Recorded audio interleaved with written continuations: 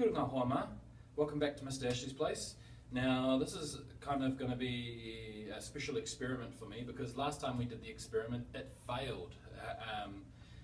Specifically in the title it's called the hydrogen fail experiment. So what we're going to do this time is we're not going to worry so much about the reaction because I've shown you the reaction, but what we are going to look at is the collection of the hydrogen gas, and then we're going to do a couple of experiments with the hydrogen gas.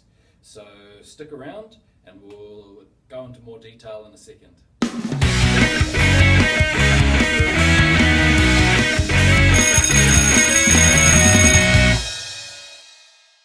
Now before you think Mr. Ashley is a bit of a wino and drinks a lot on his weekends, I don't. This is actually sparkling grape juice, okay? Or the bottle anyway. And so what we're going to do is we're going to put all of our materials, our ingredients into this bottle, and then using the neck of the bottle, that's going to direct the flow of the gas, and I'm going to have a balloon attached to here which we're going to collect the gas into. Now, like last time, I didn't say what some of the ingredients were, and I'm not going to do that again because they're so easily obtainable, and this is quite a relatively dangerous experiment. It's not a super dangerous one, but it involves acid and hydrogen gas, which is highly flammable.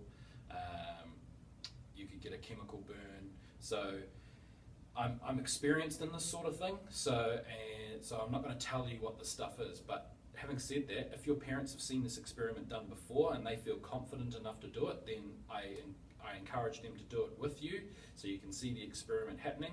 Take the proper safety precautions like Mr. Ashley does. I'm not a cowboy.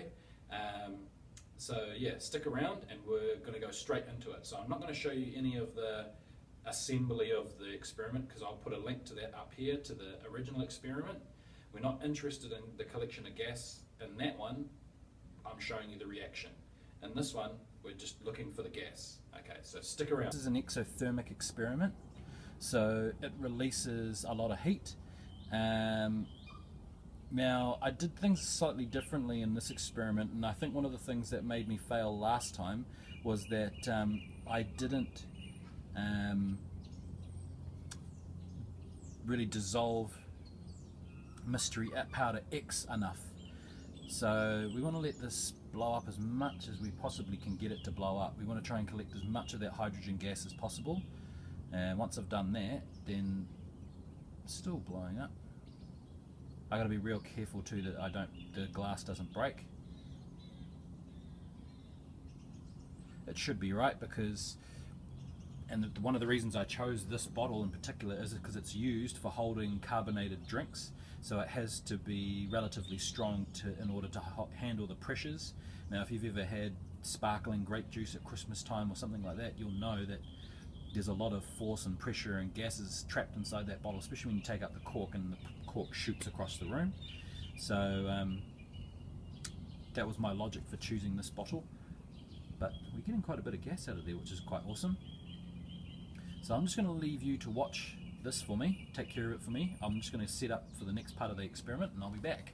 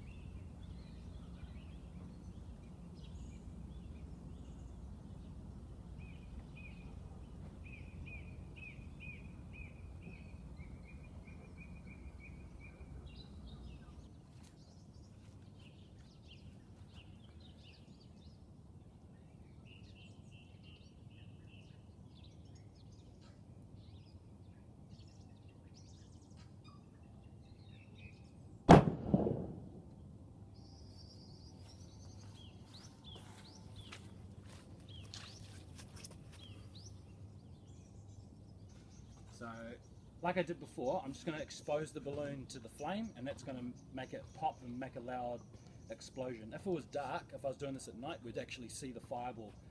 But because it's so sunny today, we're just going to hear the massive pop sound.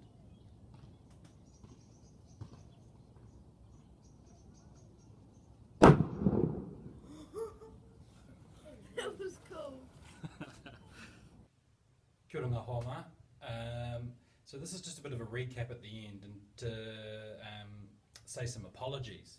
Now, the apology is because when I uploaded the video onto YouTube, I put it through an editing process so that the film itself could be stabilized, because when I edit and put it onto YouTube, generally what happens is we've found that the titles get a bit shaky, and it's just because of the app that I use, and it's a well-known problem with this particular app that I'm using. And so when I put it through the stabilization process, it cut pieces out and wrecked all the sound on the end part, as well as removing the pictures of the big explosions.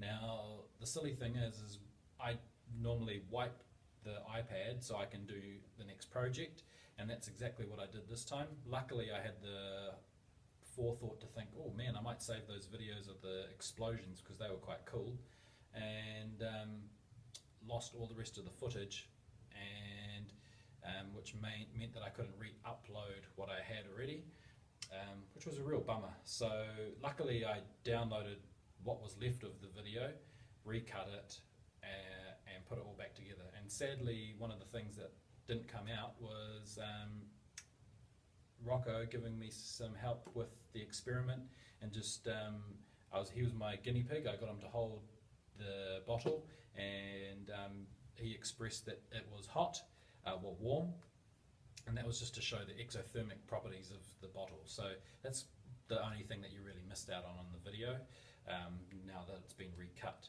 So for now, if you like the video, I'm sorry about what happened. If you want to subscribe to the channel in general, there's always stuff going on around here, there's always something crazy and new happening.